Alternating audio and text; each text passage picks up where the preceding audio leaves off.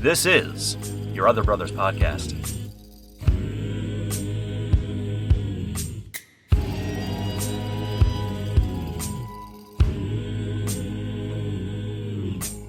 Fear, you're not my lover, you're not my friend, you're not my brother. Oh, and no, there's no room here. There's a vacancy in my heart, but it ain't for fear. Welcome, friends, to Your Other Brothers Podcast, navigating faith, homosexuality, and masculinity together from the Jewel of the Blue Ridge. My name is Tom, and I am so glad you're here for this epic episode. From the city of Forts, let's go there first. It's our other brother, Jacob. What's up, Jacob? Hello. It is good to be here and feels really good to be introduced second. I know. That's never, ever happened. It happened once on it's filled with honor. It happened once on accident, I think. But other than that, yeah. Good to have you, Jacob, with a lovely striped sweater, may I add. I quite like that on you. It's very nice. Thank you, sir. Yeah. Joining us from the city of Wind, it's another Baranowski. It's the Baranowski double shot. It's our other brother, Nate. What's up, Nate? Hello. It does not feel great to be announced third behind my brother. Sometimes your but brother I'm happy to be here. Takes more of the limelight than you. You just have to deal with that. That's my life. Oh, please. Well, this isn't about you guys because we've had you guys on the show multiple times before. It's good to have two Baranowskis, but I will bring my own Zuniga with me to counteract, to bring balance to the force. It is my brother from the city of Choo-Choos, or one Choo-Choo, actually. It's my brother, Andy. What's up, Andy? You really just fumbled your way through that, huh? First of all, it's Chattanooga, the Choo-Choo, the scenic city. Oh, the scenic city. I didn't know scenic city. The city of choo-choos. Wait, no. City of one choo. You only get one choo-choo. Hello, brother. Hello. Welcome.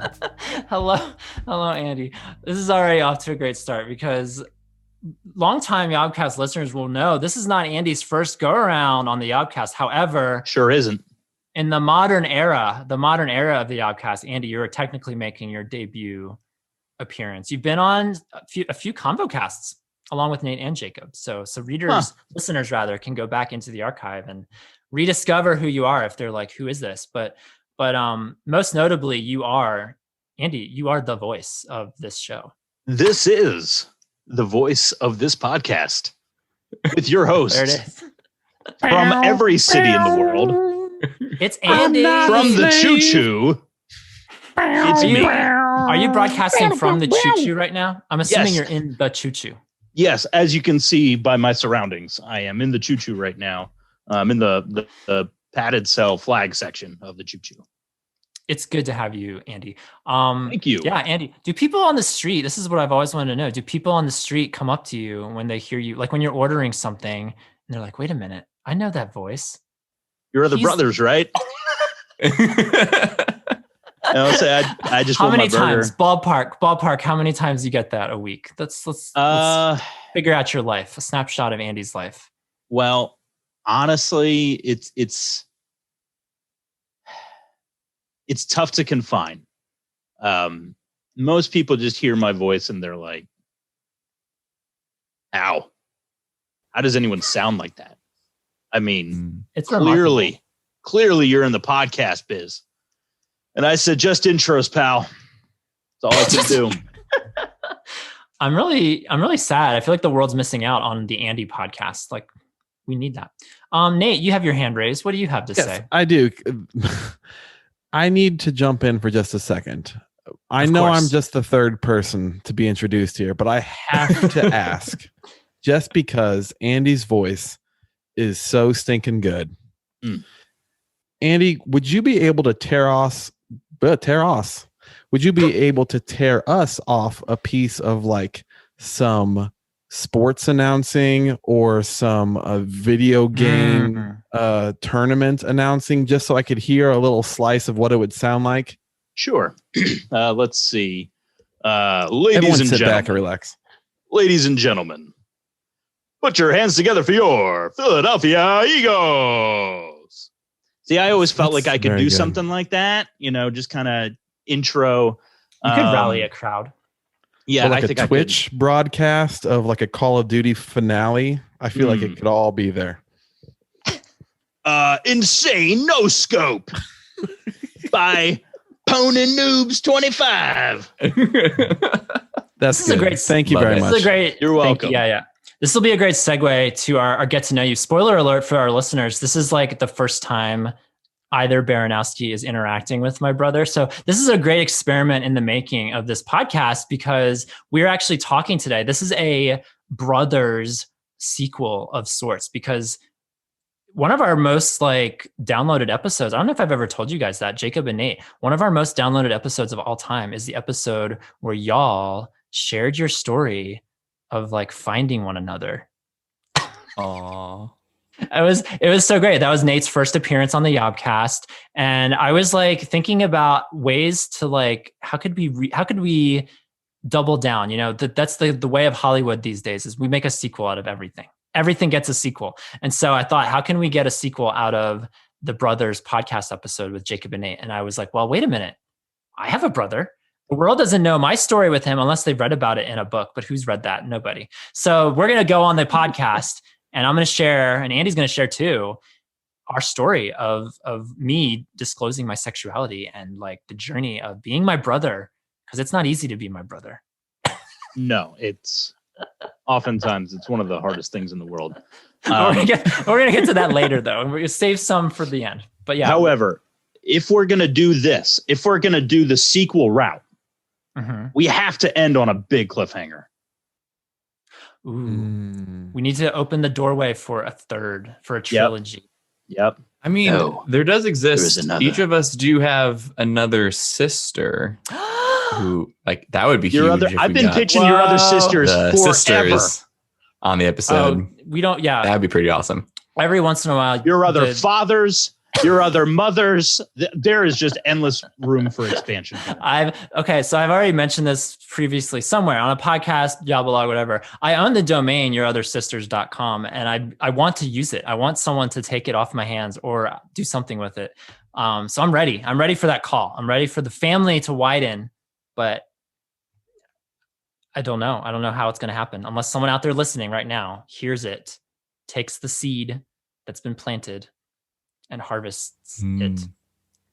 Get in touch. But yeah, I thought because this is all of our first time in the same digital room together that we could devote about 45 seconds to rapport building with one another. Yeah, let's build that rapport. So because we're off the ground running. We're doing good so far, but we need more intentional rapport building conversation. So Andy and Nate, you guys love sports. You love the NFL, and there is a link between your two teams, the Philadelphia Eagles and the Chicago Bears. My favorite player of all time, Nicholas Foles. So I thought you guys could just talk about Nick Foles for 45 seconds. Sure. Nate, you want to go first? Sure. I think Nick Foles had about 13 good games in him that were all played for the Eagles. And then he kind of washed onto the shores of Chicago, onto Lake Michigan. And he is only marginally better than Mitch Trubisky. And I think both of them could get traded because I want Russell Wilson. That is my time. You may go next. How do you feel about Nick Foles taking that season by storm? And does Carson Wentz get any credit for it? Couldn't agree more. Every game that Nick Foles has played outside of an Eagles jersey has not been good. I don't know what's wrong with him outside of an Eagles jersey, but you get him in an Eagles jersey and all of a sudden he's Joe Montana. Yes, Carson Wentz deserves a ton of credit. I'm on an island. I acknowledge. I still think we win the Super Bowl with Carson Wentz. That is preposterous. I know. I'm on an island. And I still time. think we do it. That's it. I'm not done building rapport. Our listeners, thank our goodness. listeners are already tuning out. Aside from maybe 3 of them, I don't know. But that's Tom, good. I know you built had some Tom, rapport. I know you had wanted to get as many downloads as the Last Brothers episode. But did you think when you unleashed 2 straight guys to talk about American football for 45 seconds, did you think that was going to boost? That's why. Well, see, here's the thing. That's why I put a cap of 45 seconds, and I thought that now that y'all have bonded on a level that we can't even put into words, this will then provide dividends for the next hour. That's my hope. How calculated. I'd really like to talk more about having a gentle servant's heart for Jesus as a straight man and not just go to my gender stereotype. Tom. No, it's too easy to go to the gender stereotype. Thank you guys. That was football with Nate and Andy. That's the football. Go football. No, I watched one game where Nick Foles did really good for the Bears, but then that was it. We can't talk about Nick Foles anymore.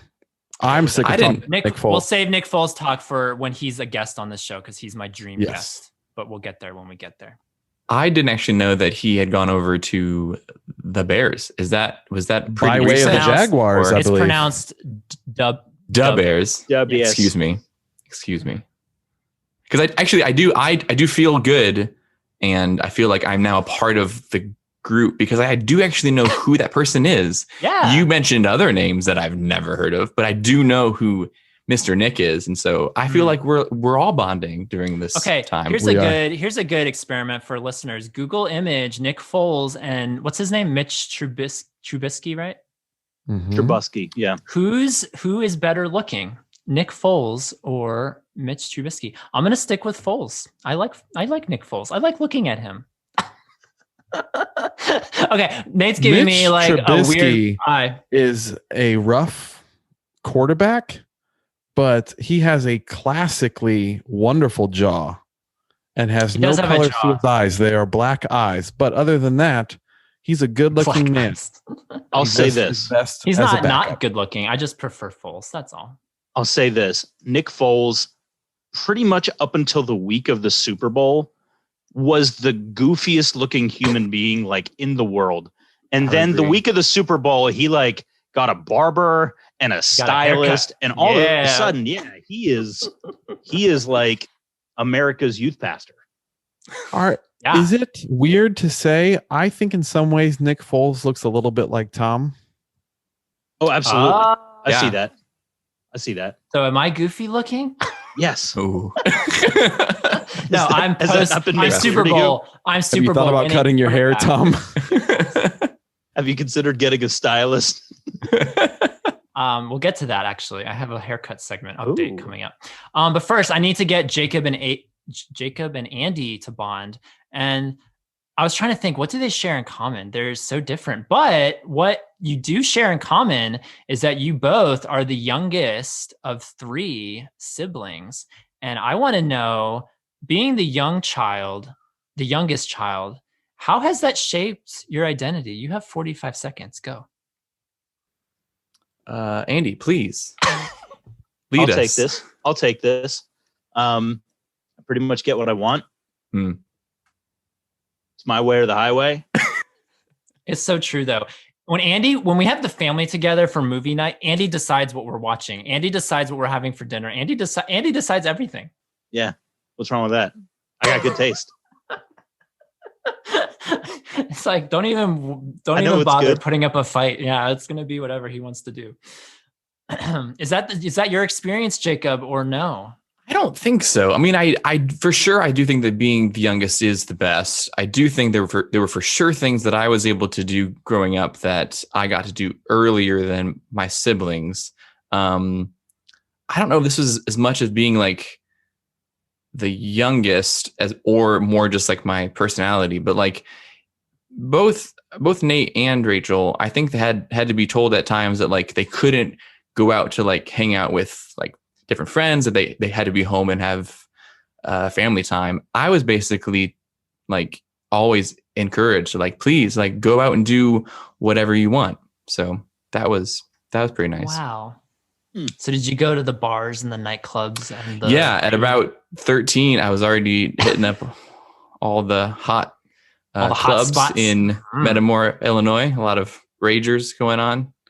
So yeah, absolutely. Oh, young children and their rebel ways.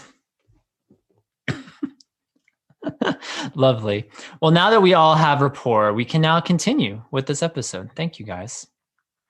The floodgates have opened. The doors are ready. I feel all this path is rapport. made ready. Feel the rapport. Okay, well, real quick, before we get to announcements, Andy, I need to mention this. You are about to be a married man. I'm about to be a married man. Sure am. Yeah. Like how many days now from this 18. recording? 18 days. We're counting down. Yes, we are. And yeah, people are mentioning my hair with an increasing regularity, like what is going on with Tom's hair. It's starting to frill on the sides. It's covering bangs on bangs on bangs.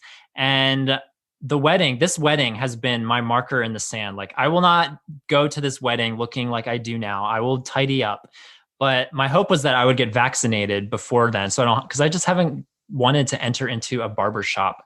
That doesn't feel like a fun experience right now.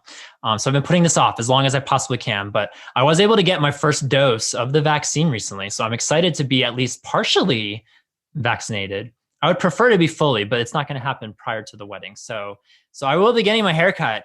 I mean, by the time this comes out, I might have already gotten my haircut. So everyone can check the Insta for that. I know everyone's wanting to know. Some people literally joined Yob and they only have this visual of me with insane hair. And so soon that will change. Wow. So there's that.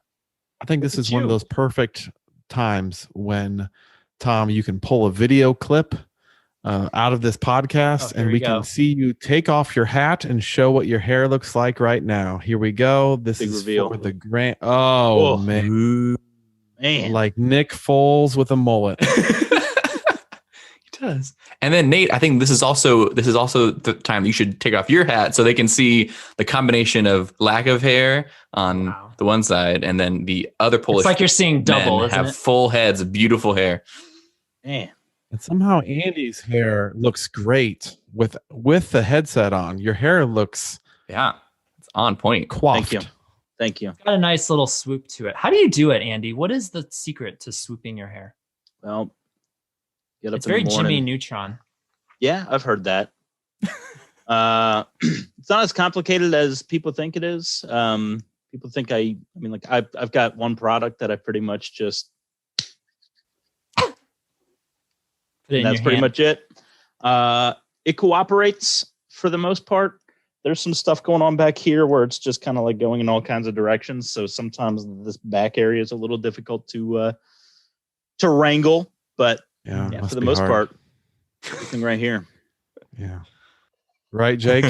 Okay. We don't want to make the people without hair think and feel things. But what I wanted to do, Nate, you're married. I am. How long have you been married now? I have been married for almost 10 years. Wow. I'm 8 You're basically a veteran at this point. Basically. And because I thought, again, we're building rapport, I thought Andy would greatly appreciate getting marriage advice from a total stranger. He's never met you. Yes. What was like, if you had to boil down marriage advice, he's 3 weeks out from getting married, biggest decision of his life. Well, other than trusting in the Lord, let's get priorities straight. Okay. But what's some quick but yet meaningful marriage advice you would give? I've always wanted to give unwanted and unasked for marriage advice. I was like, whether Andy wants it or not, to receive. you're getting it. Okay. Here's the one thing I will give this as a blanket statement. All marriages need a sense of discovery that you must always maintain. Because I think one of the greatest things that stands against marriage is dismissiveness. And so I think whenever you think to yourself, I understand my partner completely, or there's nothing else to be learned, or there's no other depths to be plumbed, what it means is you start going, that's just the way they are. I think a sense of curiosity throughout your life, because the person you married will always have new things that they are discovering about themselves. And you should be like Sherlock Holmes and basically always be interested and full of curiosity. If you ever meet a couple later in life, you can smell a dismissive aroma in the air when someone feels like, that's just who they are. So if you don't understand your partner or they seem out of their minds to you, it just means that you have more learning to do. Be a constant student, be curious, don't be dismissive. That's a good word. Wow. Man. Write that Very down. nice. Yeah, write that down, Andy. I'll let you write that down. That is a very good word. Cut that video. That's a good little video That clip. portion. Cut Sure that is. clip. We'll play that back 5 years down the road and say, Andy, how curious have you been with your wife? If that's not an awkward question. That could be the cliffhanger. Uh-huh. Which I would think that possibly one of the benefits of you both being Enneagram 7s is that hopefully that kind of curiosity comes maybe a little bit more naturally. Is that fair to say, Nate? I would say so. I would say the desire to keep things sort of fun and interesting actually does require that you constantly have fun and get to know your spouse.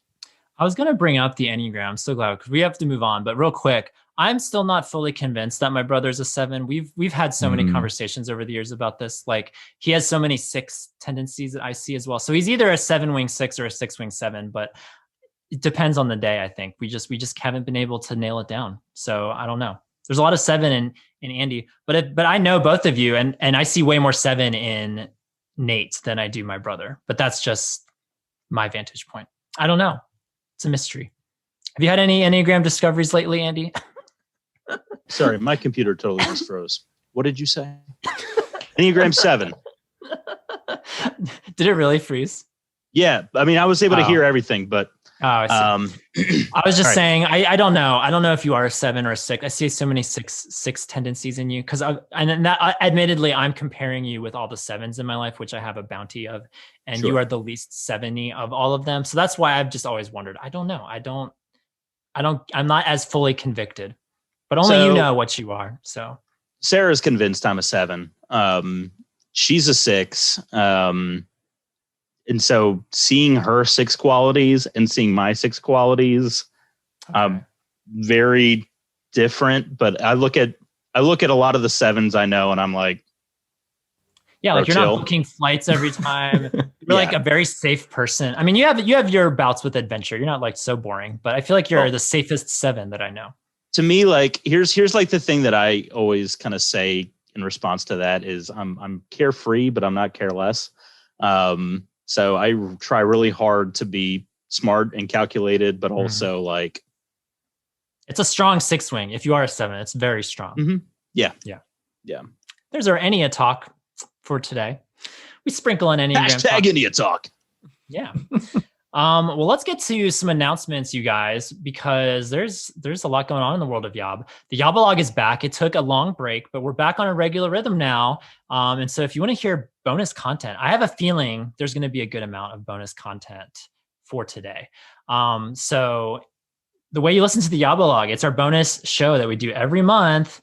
You just got to become a patron on Patreon. Go to patreon.com/yourotherbros, and all the information's there. All the links are there when you subscribe to listen to the YOBcast. And I was joking with Andy and Jacob before the show today because for some reason, the YOBcast, we have a streak of like constantly going back to urine and having bathroom talk. So if that intrigues you at all, no, we talk about more than just urine on the YOBcast, but it's inevitably makes its way into every YOBcast. So check it out. Check out the YOBcast. Nate just stepped away for a second and has no idea what's going on, but we're going to keep going. We're going to keep blazing this trail through our announcements. We have a new store, you guys, brand new. This has been literally something that's been in the works for 4 years now. And it's finally live. We have a store page. You can go to store.yourotherbrothers.com. And the big item that we have there is the You Are Not Alone coffee mug. It is such a fun, sleek mug. It says You Are Not Alone on one side. And guess what it says on the other side? Something about birds. Sparrows, yes. Even the sparrow finds a home on the back. And so that's available along with some stickers, magnet with our logo, and then also my first book. I wrote a book, and that's also available on the store page as well. So we would love the support. If you guys want to support Yob, that's another way you can do it. If I ever write a book, can it go in the store? If it's about me, it won't be. So no, you get your own store. All right, fine. In addition to a store, oh man, we've got the baby cam. Baby From cam. the City of Wind. That baby is moving. Oh my God. That is not sleeping. That is not a sleeping baby. Hey guys, so I was kind of hoping he'd be sleeping some more during this. So we'll just keep on trucking. Okay. You got to do, Nate. And then in addition to having a new store hot off the presses, I don't know if any of you guys, you're probably not aware of this, but we now have a playlist on Spotify with some of our favorite tunes as a community. I put this out to our Yobbers community recently. I asked them, what are some songs that embody what we're all about? Masculinity, hope, faith, brotherhood, kinship, coming of age. And we assembled over 100 songs as of this juncture. And you can subscribe. I don't know what the lingo is with Spotify. Subscribe, like, follow. I'm not sure what it is exactly, but if you search for our playlist, it's called Heart of a Brother, and it's by Your Other Brothers. You can go to Spotify. My brother's doing it right now. He's going on his phone. He's searching Heart of a Brother. And you can listen to some tunes on there. We've got some Need to Breathe on there. We've got some Phil Collins. We've got, how much Sufjan Stevens is on there? We have a couple Sufjan songs as well. Ryan's not here to bask in this. I asked that on Ryan's behalf. And yes, we do have Miley Cyrus's The Climb that is also featured on Heart of a Brother. So it's a great mix of songs all across the board. So go check it out on Spotify. I hope it's another way that people can discover the magic of Yob. If people are looking for songs that embody what our community is all about, I hope they enjoy the playlist. Finally, you guys, our sponsor for this episode, we're talking about brothers, brotherly bonds, brotherly relationships. This episode is made possible by Black Eyes. Because brothers get into tussles. And you know what? I thought this would be great to talk about what it's like your worst fight. Like Nate and Jacob, do you remember like the time you were at odds the most? Either everyone. We are now sponsored by the Lawrence brothers from Brotherly Love. Andy, Joey, and the other guy.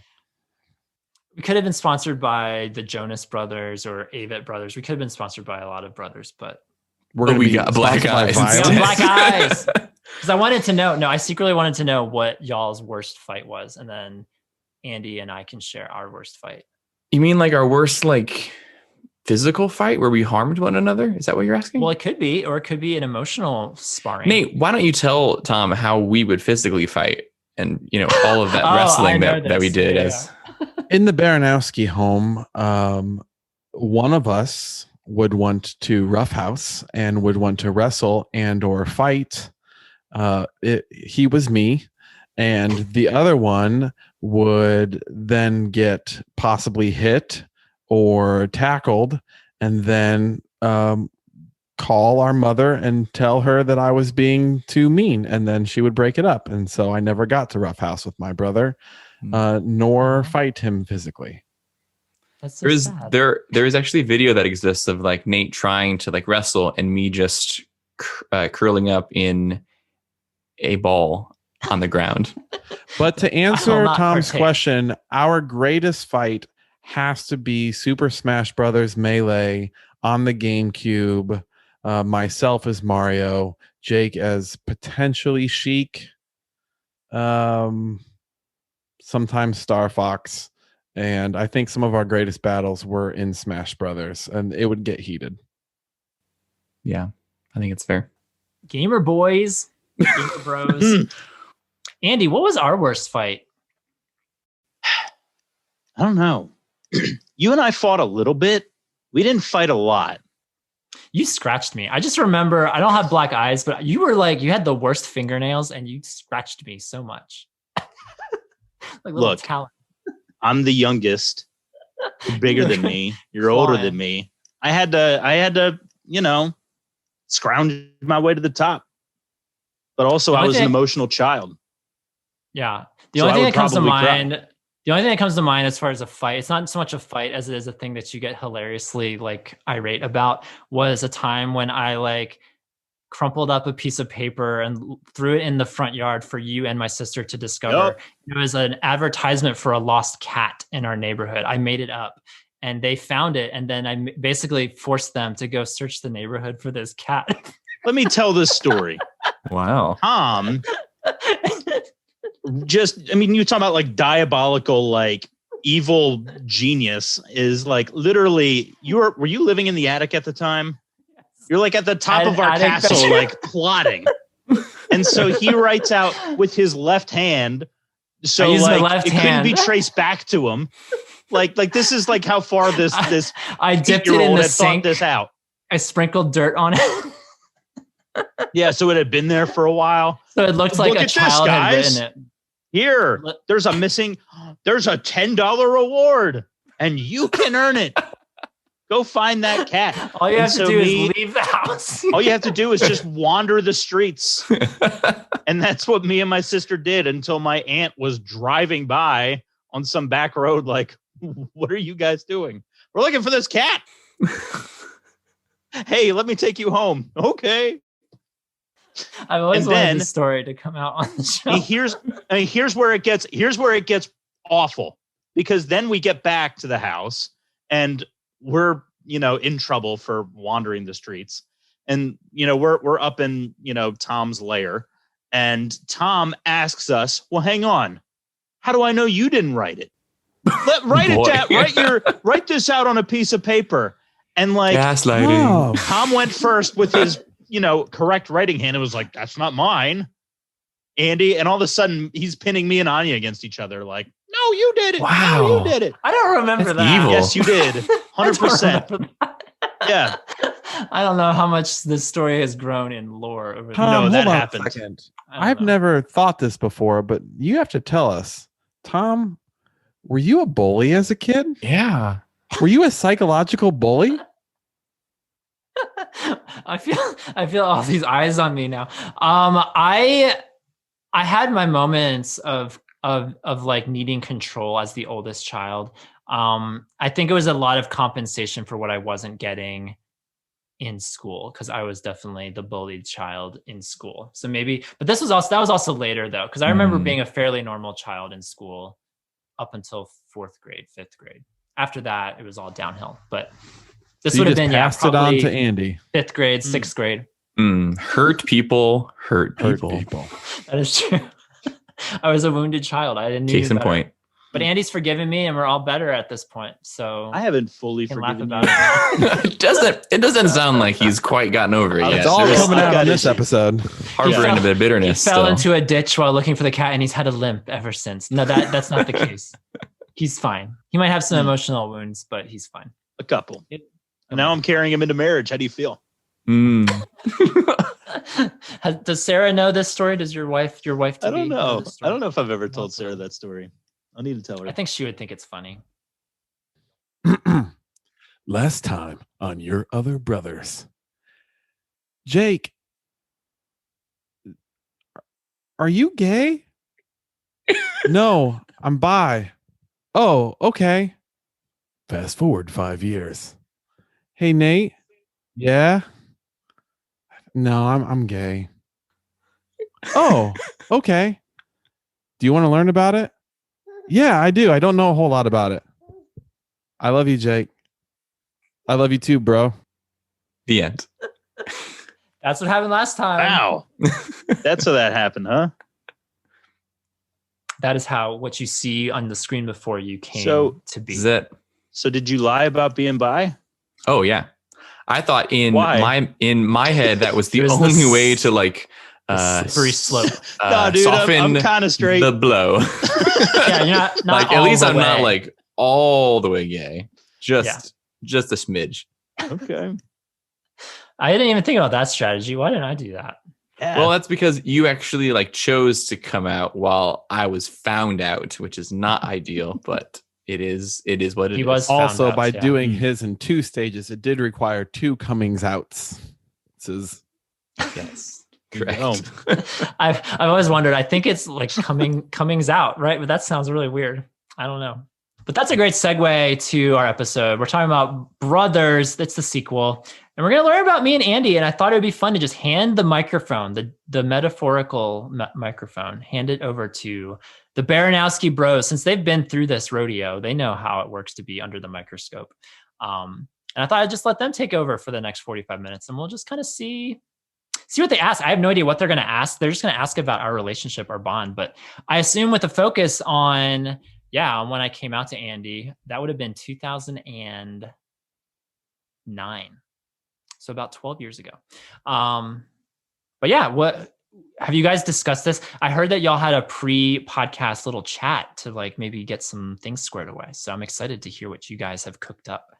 We for sure did, but also like the fact that that may set the expectations a little bit higher than what they should be set in terms of our planning. I will say that like I have waited a long time to be given control and to be handed the keys to the kingdom. So I just want to soak in this moment for a second of having power, because I've longed for this for many moons. It's terrifying. Nate, Jacob and I have a quick song we have been rehearsing.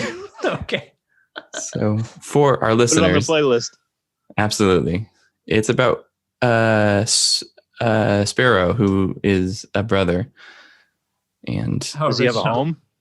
No, he's actually single, so he'll always be alone and no. without love. The last verse right, is sorry. You're right. He finds a home. Shucks. Okay. Jacob, Nate, we have discussed this. Why don't you ask the first question? Lovely. So let's just open up with, as Tom was saying, if you guys could tell the story of how Tom came out to Andy, and it'd be awesome to kind of hear sort of that similar time frame from both of y'all's point of view, and kind of all the different thoughts and feelings that you had surrounding that very momentous time. Who goes first, Jacob? You're directing. Let's. You want to hear from first. I want to hear from Tom first, and then we will hear Andy's point of view. I was hoping you would say that. As someone who's relinquishing control of the show, I was going to let you take it back. Okay, now Andy. Yeah, actually, I do change my mind. Tom, you're going to put everything you say on the YOBcast and just have Andy on the actual episode. Thank you. No, I want to go. I want to share my side of the story. Okay, here's what happened. And I write about my coming out stories, both with my parents and with my siblings, in my book, which you can get on the Yob store. So there's that. There's that shout out. Okay, so I told my parents in 2006. There's a lot of tragic circumstances that led up to it. Part of it being my discovering pornography for the first time. And that was the impetus for telling my parents in 2006. I would have been 19 years old at that time. And I'm actually curious to hear Andy's perspective on a lot of things, because there's a lot of stuff about all of these conversations that I don't know what his vantage point was. So I'm like kind of curious to hear what he's going to say. But I told my parents, and it was definitely not on my radar anytime soon to tell my younger brother and my younger sister. Like that was not even a thought for years. And what the impetus was 2009. So 3 years later, I was all set to go to a conference from an organization that is now defunct, which shall not be named. But I was going to go there because I just started blogging anonymously several months prior. And I found out a lot of the guys who had co-found Yob with me, I found out a bunch of them were going to be going to this conference. And I figured, you know what? I'm still living at home with my whole family at that juncture. If I just disappear for a week, on the one hand, I don't necessarily owe anyone an explanation. I'm an adult. I can do what I want. But also the right thing to do, I think, would probably be to explain where I just up and went for 6 days, 7 days. So I kind of used that as my timeline then to feel like, okay, I should probably bring my brother and sister in the know, even though I don't want to, but just kind of felt like it was a combination of logistics and the Holy Spirit. Like, honestly, I do feel like it was time. Like I had had enough of like a release from talking to my parents, which is like the heaviest conversation of my life. And then after blogging anonymously for several months, I kind of felt like it was time to take that next step. So that was the circumstances leading up to that conversation in the living room. Andy loves all of our living room conversations where all of the tragedy comes full circle. So what do you have to say, brother? From my perspective, we had, as a family, some awkward chats that were pitched to us as family meetings, and they were never good. So it was always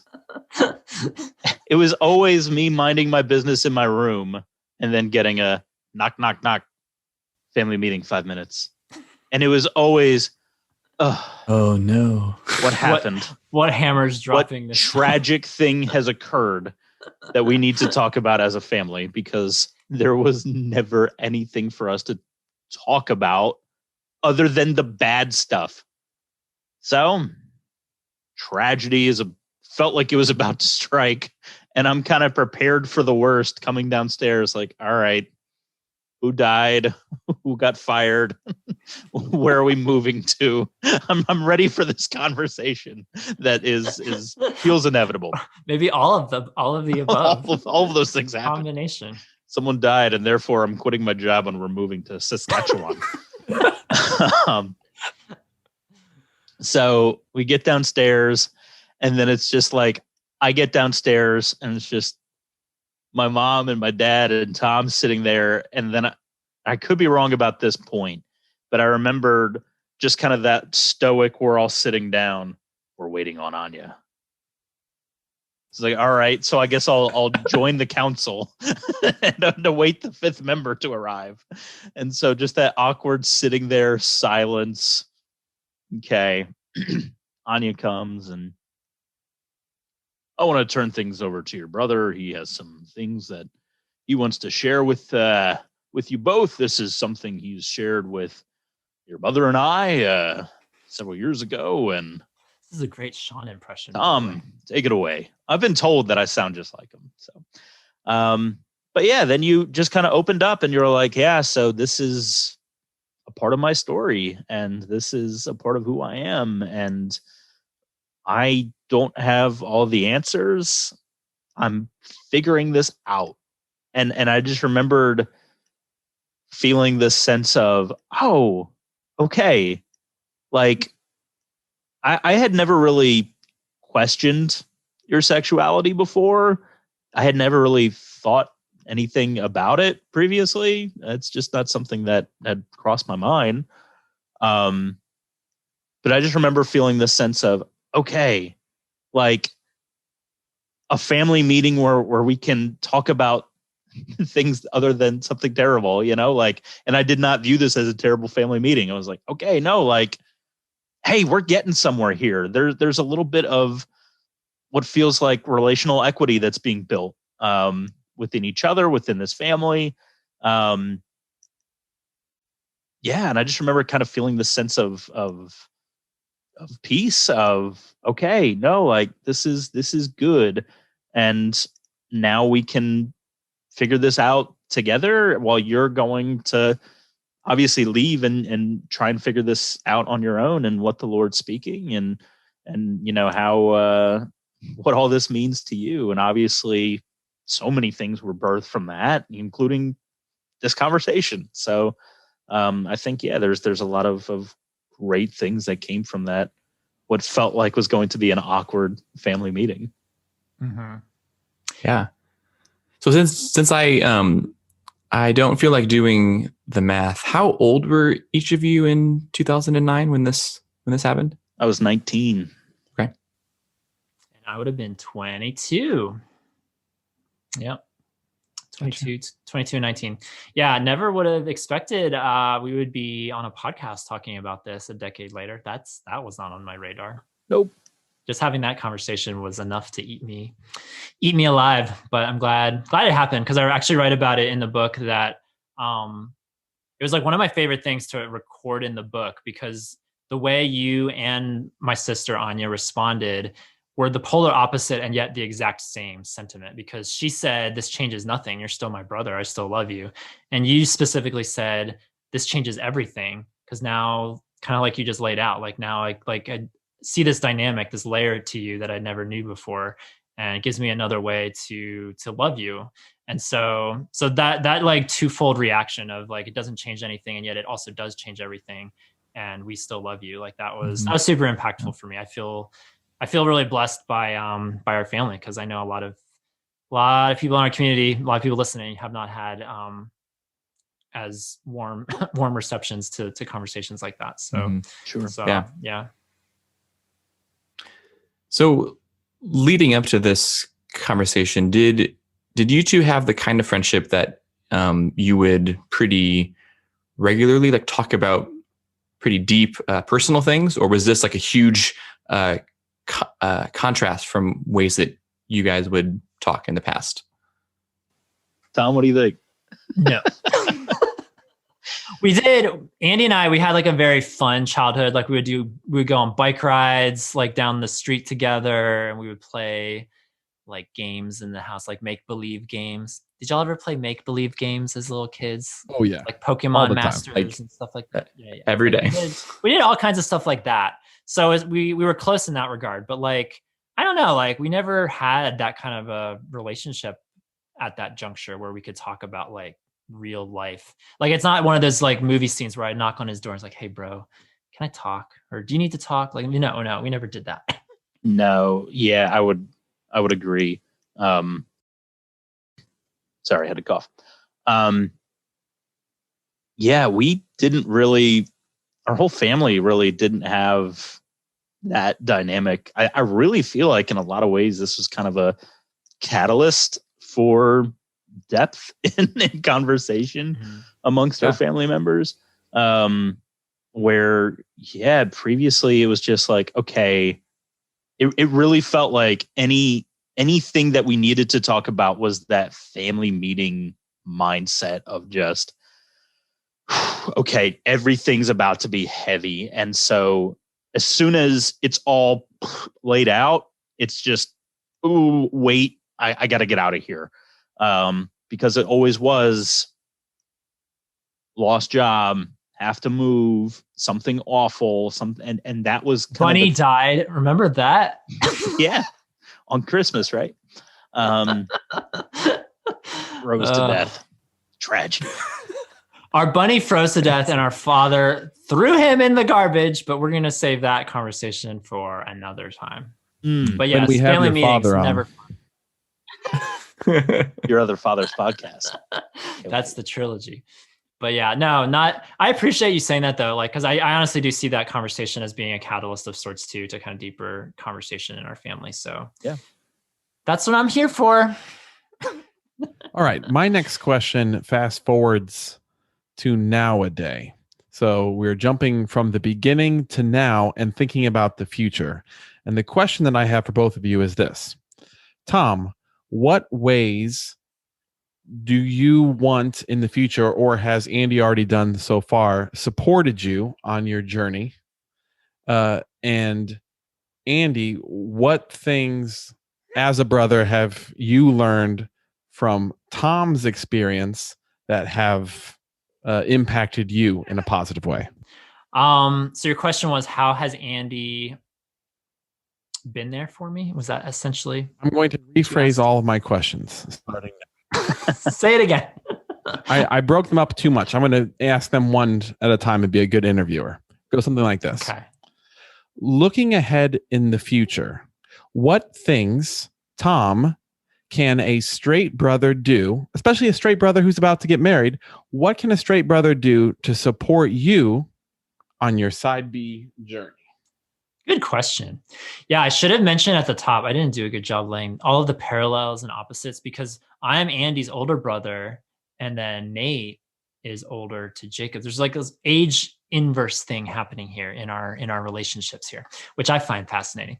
I've always struggled. I don't know if I've ever verbalized this to you, Andy. I've kind of struggled, not as much lately, but I think at the beginning I struggled to open up to you because I felt like like, no, I'm the older brother. Like, he should be the one coming to me for help or advice, or like, I can't ask him for help because he's my younger brother. Like, he can't, how can I ask him to do that for me? But like over the years, like I've had some good conversations with Andy about struggles and how I'm piecing all of this together. And I feel like of everyone in our family, he's the one I've naturally gravitated toward most, just for the fact that he's also a man, the fact that he's more my age compared to my dad, say, to compare those two.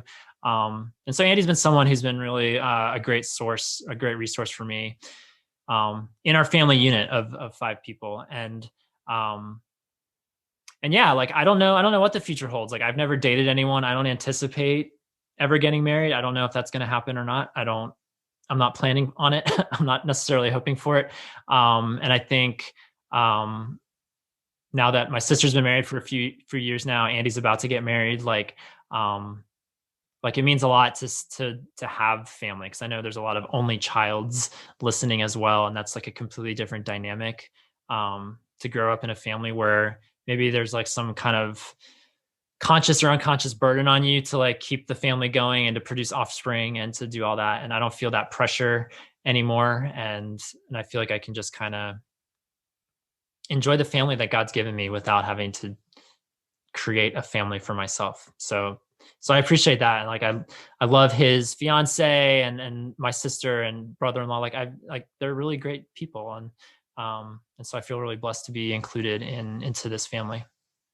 So Andy, on the inverse side, are there any things that you have learned from Tom as your older brother, as you've seen him living out a single life, as one? And two, do you have any advice for, let's say, straight brothers out there who have a gay brother come to them, either coming out or it's discovered somehow, of what's your advice to those brothers as well?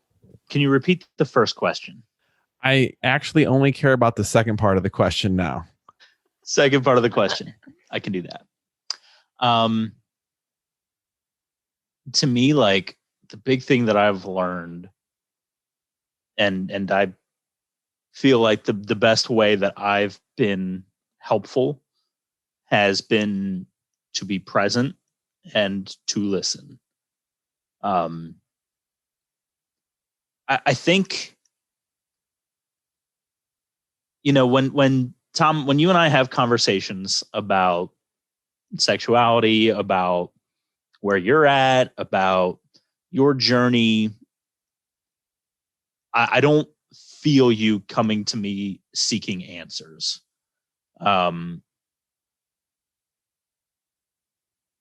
So my role, knowing that, is, okay, there's stuff he's processing.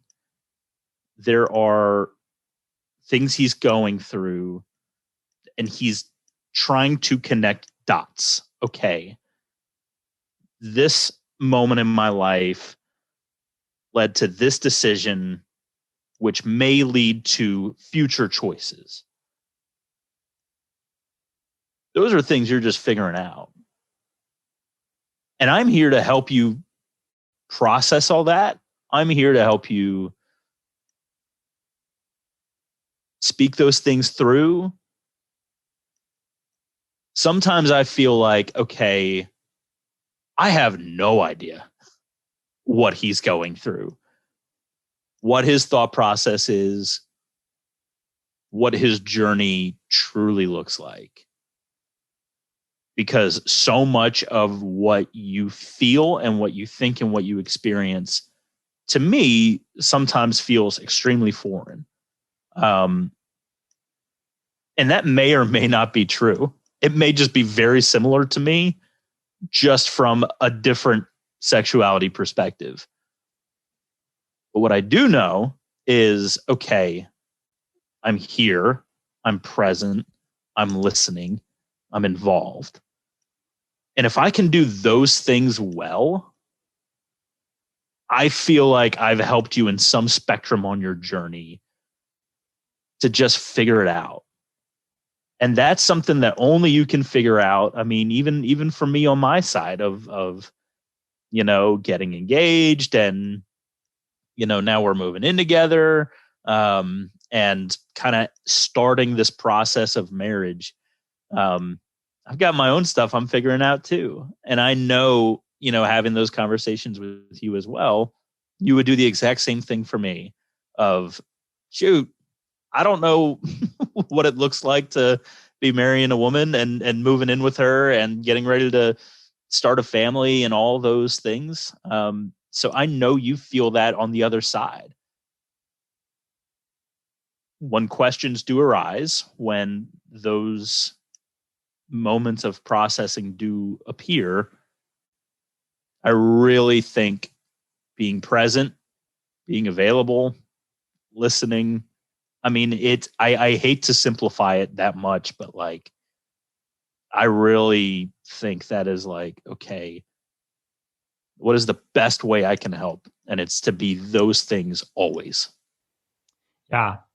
Yeah, you're a great listener. I'll give you props, because there are people that I have shared things with, and I don't know if it's a personality thing, what it is, because other people just want to constantly interrupt and ask questions or suggest or whatever. And you've always been very good of just like hearing what's going on with me, and to just not force anything. And that's a great resource to have. It's something I wish everyone listening had that in their life. And hopefully at the very least, if you can find that in a counselor and a therapist, that's a great place to have that arena. But to have it in a biological bond, in a brother bond, or in a friendship for that matter, like that's a huge thing. So I'm grateful. And we're all learning how this works together. Like, yeah, like I like how you said marriage, you're doing a marriage thing for the first time, and I'm figuring out what's singleness in my 30s, mid 30s now look like. I don't know. And will I know when I'm in my 40s? Will I know when I'm in my 50s? I don't know. Like, we're all learning how life works in all of its evolving, unfolding seasons. Yeah. Kind of in that same vein of thought. So I've been the only non-married person in my family for coming up on 10 years. I've been the only single person for even longer than that. So this question is mainly for you, Tom, is that as you are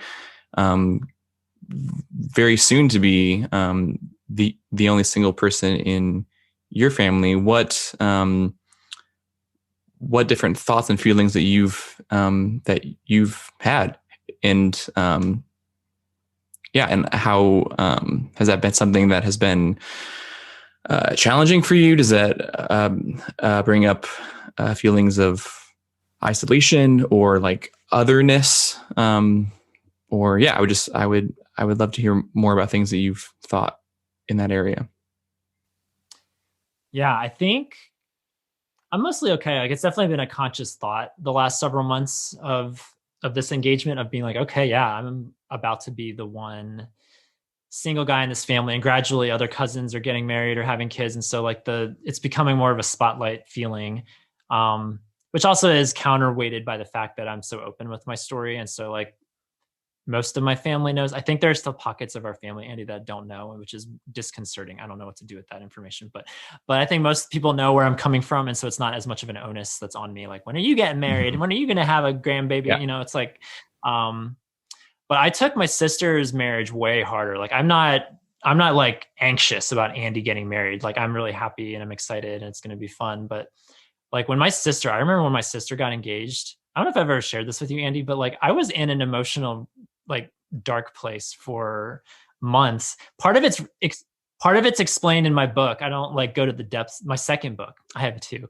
But in my second book, I was on the middle of this continental road trip when this engagement happened. And for a solid 2 months, I think 1 or 2 months, I was just like, no, this can't happen. Like, we've been single all of our lives. Even you guys were super selective when you dated people. Like, it's not like you were constantly dating people like left and right. Like, it was a very common thing that all three of us were single. And that was the happy place that I was in for 26 years, 27 years. And then all of a sudden my sister gets engaged and like everything is off kilter. Everything gets thrown off. And so that was like the first thing that definitely made me feel like, oh gosh, like this is the wake up call. It's finally here. Like, I'm preparing to live life as a single celibate man my whole life. And this is the moment when the people around me, the people who have always been around me, start to change and start to deviate from what's been and form their own families. And yeah, it was a hard reality to shift to. So I took that kind of hard at first, but like came around, like 2 wonderful nieces now. And it kind of just makes me excited to, if I can't have a family of my own, to plug deeper into the family that's being formed around me. Like that's an exciting feeling. Yeah. You guys talked about the coming out as being a catalyst for a better relationship going forward. Do you guys think that should involve like deep conversations along the way?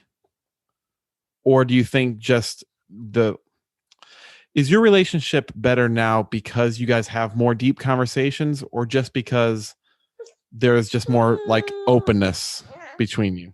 I'm sorry, yes. That's a baby in the background. Got a hot mic. Hot mic.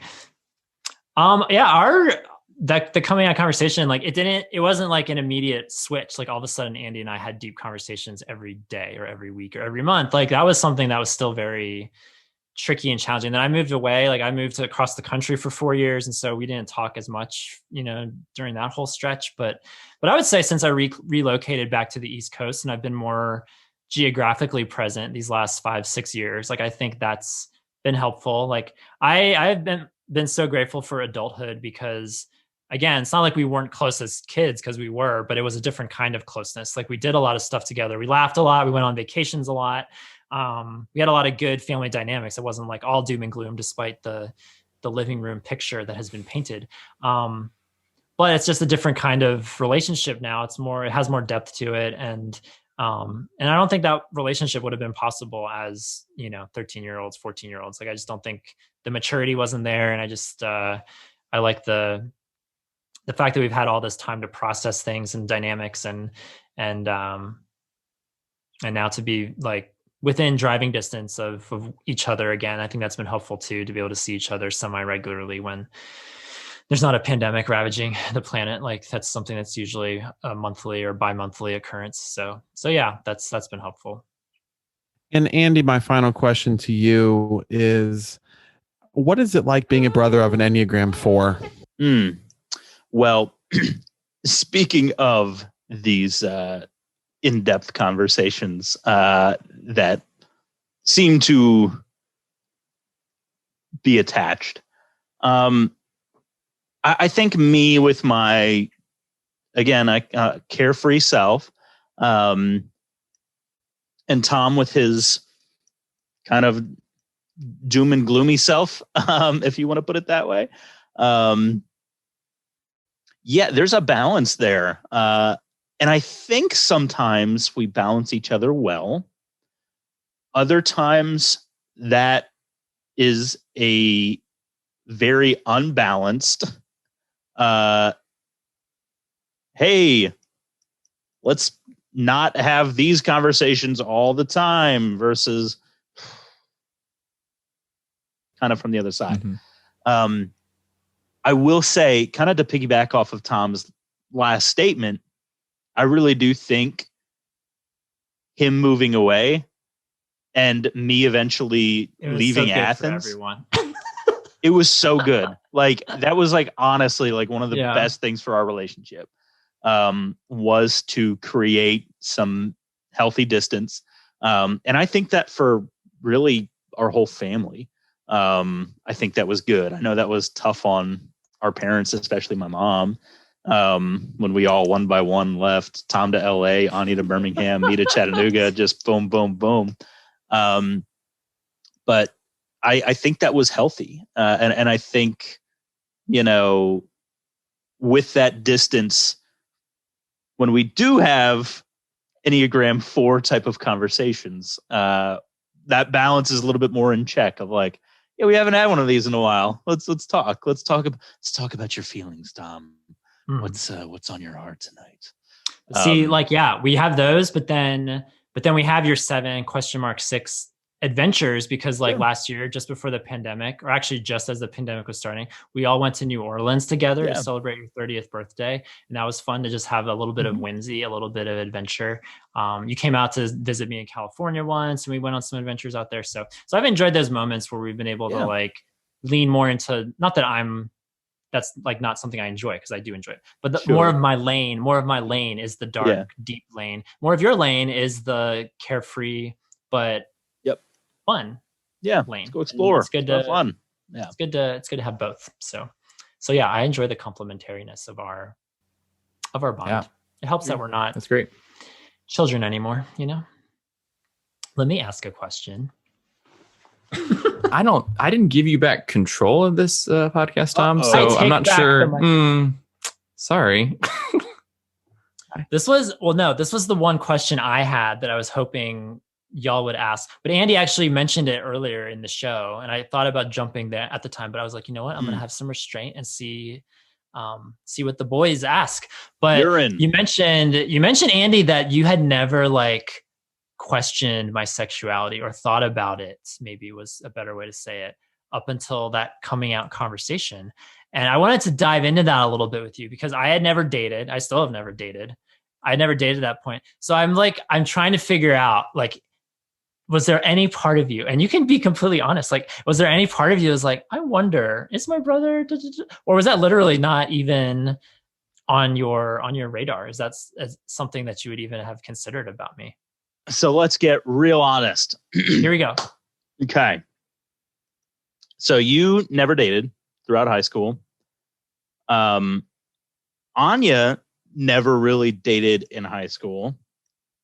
And so me being the youngest who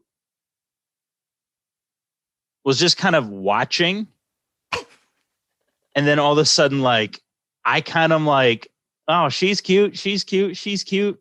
And I'm like, are we allowed to date? And I just kind of assumed that we couldn't.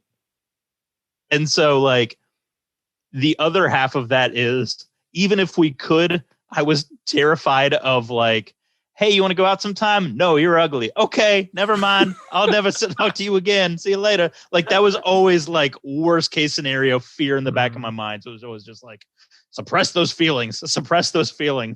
Dating's dumb. Anyways, so, like, that was always kind of like the thought that I had. So I never really questioned your sexuality. I always questioned, are we allowed to date? I'm guessing that makes sense. You just assumed there was some family meeting, some Zuniga family meeting you missed. I wasn't invited to that one. Where they were like, listen, we don't date in this family. No. Yeah. And that family meeting didn't go well. So we weren't going to do it again with Andy present. We're just going to assume that he knows. Yeah. Yeah. So I guess just to close the conversation today, my brother, I've been doing Yob now for a little over 5 years. And it's kind of just this thing, like, again, our family, it's like, oh yeah, Tom's doing his own thing. Like, he quit his job 3 years ago and he's doing this Yob thing. And I guess he's making a living off of it. Some question mark. I don't know. What is, like, from your vantage point, like, what do you think of your older brother? What do you think of Yob? Because, like, there was one time where we had a little friend get together in Chattanooga, and I thought that was, like, the weirdest thing for me. It turned out really well. There was nothing weird about it, but it was strange for, like, two aspects of my world colliding, my family and then Yob, like 7, 8 of my Yob friends meeting you for the first time and us hanging out together. It was like, what is this? Like, is this strange? Is this strange for him? Because it feels strange to me. Like, is this world that I'm in with Yob, is this something that you've just gotten used to, or is it still weird or different for you? Like, what's, like, to close it out today, like, what's your vantage point on what I do and what Yob is all about? And how do you explain it to people? Do people ask you? There's a lot of questions in there. Let's see. When you guys came to Chattanooga, I remember, Tom's got some friends he's bringing. Cool. Like, and that's part of my, I'll hang out with anybody, you know, like that's always kind of just been something that's just normal for me. So I didn't really feel like it was worlds colliding. The only thing I remember was, hey, I've got this pie. I'm going to bring him a pie. And so I don't know if you remember that. I just showed up to Coolidge Park with an apple pie. Oh yeah, you did bring a pie. It's like, here you go, other brothers. welcome to the scenic city. I would have got you a choo-choo, but instead you're getting a pie. Yeah, I mean, like from the professional side of it, that's still something I don't fully like understand, like what you do. Like I know what you do, but I don't know like what you do. You know what I mean? So that's something that like, it's just kind of that cog in the wheel that I just don't fully understand. And I think that's with every job. Like, I don't know what you do. You know what I do, but you don't know like what I do, You do documents or something. I do business. He does the businesses. I welcome business. I have a question. Let's hear it. Now, I need you guys to answer this honestly, and this better make it in the podcast, Tom. Okay. Did you pay Andy to be the voice of Yob, or did you cash in a brother favor? No, I did not pay him. I'm still waiting on those royalties. Still waiting on those royalties. That was like it would be nice to have not my voice playing constantly. So it'd be nice to have an outside voice be the voice for the intro. Who could I ask? Who has a good voice? Oh, my brother does. And he loves me. He'll do what I say. So he did it. Well, 5% of the next 5 book sales. If you head to, where can they go to buy your book, Tom? 5% of it goes to Andy. Once again, that is store.yourotherbrothers.com. Tom, oh, that's another thing, Tom. At my wedding, you can't set up a table to sell. I can't have a merch table? No. No. That's great. That'd be so fun. This other wedding was brought to you by Your Other Brothers. That'd be so fun, though. We could do a live podcast at your wedding. That'd be so great. Do the Chris Collinsworth play-by-play. Yeah, maybe Dean and I can just sneak off to the side and do a little recording. There you go. Well, Andy, this was fantastic. This was fun to have you share about our dynamic. I learned some things about our story that I didn't know previously. So that's exciting. Yeah, that's always fun to learn more. Well, this was fun. It was fun to come out once again. And the door is now open to our third part of this series. We'll see where the journey takes us. But it's been fun to have these stories shared. I think bringing on the sisters next would be something. That's the cliffhanger. That would be pretty awesome. Andy's been on this show like so many times, because he was on the main YOBcast. He's been on several convo casts. And it's always felt natural to ask him and Andy, you've been a good sport and you've had some good conversations with me. And it has never been on my thought, like never a thought in my head that my sister would come on, or like, could you imagine my mother on this show, or my dad to a lesser extent, but like that's so that I don't know what growth needs to happen until that juncture, but this has been fun. At least we need to get your other brother-in-law involved. That's another show. That's another show. Yeah. Though there's a limitless well, but listeners, would love to hear from you, especially if you have brothers, or even if you don't, for that matter. But would love to hear your thoughts, your feedback on this episode about having these kinds of conversations and these family dynamics. Have you experienced something like this coming out to your brother, or is that something that you want to have happen, or did it not go well? Would love to hear all the stories that you guys have. Just go over to yourotherbrothers.com/podcast, find the episode 76 post, and tell us a story. We would love to hear what you have to say. And I'm Nate Baranowski. Almost. And thank you, Black Eyes. I don't know, the sponsor wasn't strong this week, but we thank Black Eyes for sponsoring this episode of the YOBcast. I'm waiting on that 5% royalty from. Hey, I don't know how these usually end, Tom, because usually like with 10 seconds left, I usually jump on out. But could it end with us talking about football as the volume slowly fades away? Yes. Sure. We'll do our round of goodbyes as we go with our names. And then if you guys just want to talk about prospects for 2021, is that the season coming up? 2021. Okay.